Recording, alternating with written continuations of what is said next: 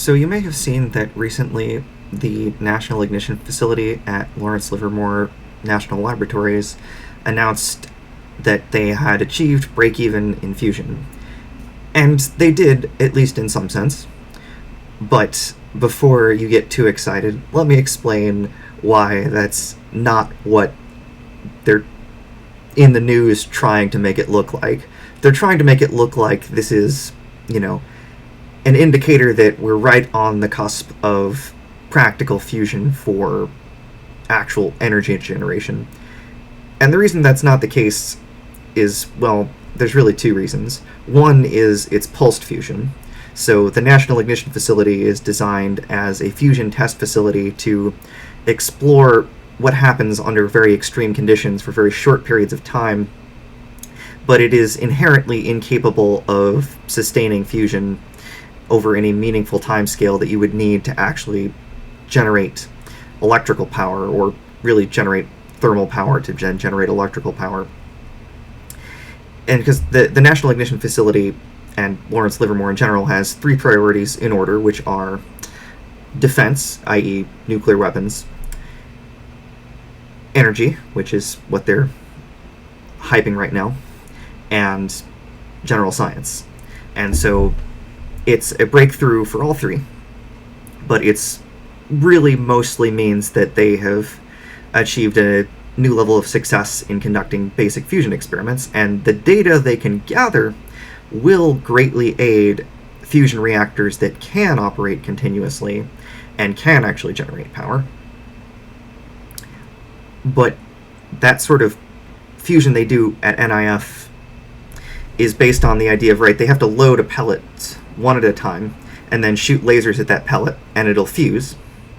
And then they have to reset everything, and it takes days and days and days, and then they can load one more pellet. So that's unscalable for a multitude of reasons. But there's another problem, which is that there's no way to extract that energy, right? It's almost all released in the form of high-energy neutrons that you can't turn into heat in any practical way, which means that there's no way to turn it into electrical power, because in order to turn the output of any reaction just about into useful electrical power, you have to have a way of turning it into either heat or a way of using it to excite electrons in a semiconductor, like in a solar cell. And neutrons can't really do either.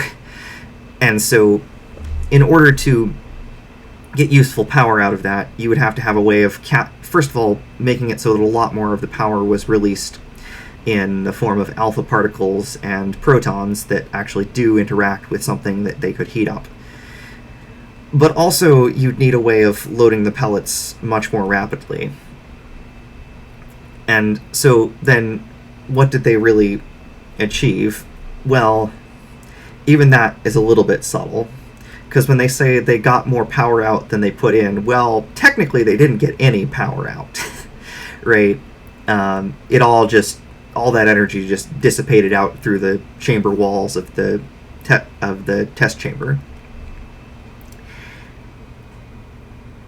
And what they really did was they made it so that they basically doubled their input, right? So I have this handy-dandy graph showing that Q, which is the factor they're saying has now exceeded 1, is actually the difference in energies between what they put in and they got out divided by what they put in.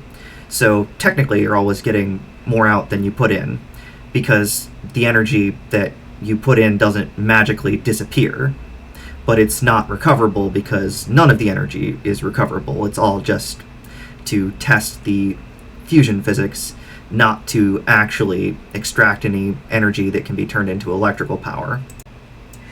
And when I say they doubled their input, I mean that number there, where it's output minus input divided by input.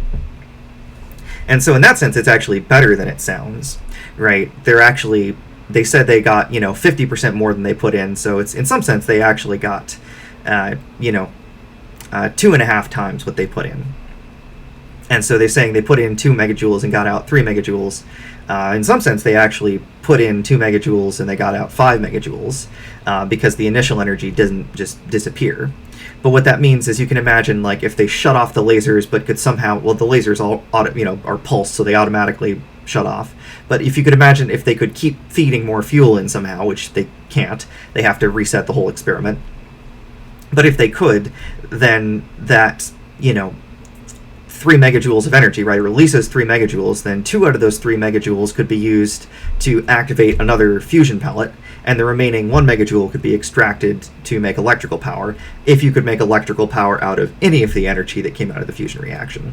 So it's still an exciting result because it can help people understand the dynamics of the plasmas and the fusion processes to better optimize fusion reactors that can operate continuously, and to optimize fusion processes where it actually is possible to extract some of the energy into usable heat and usable electrical power.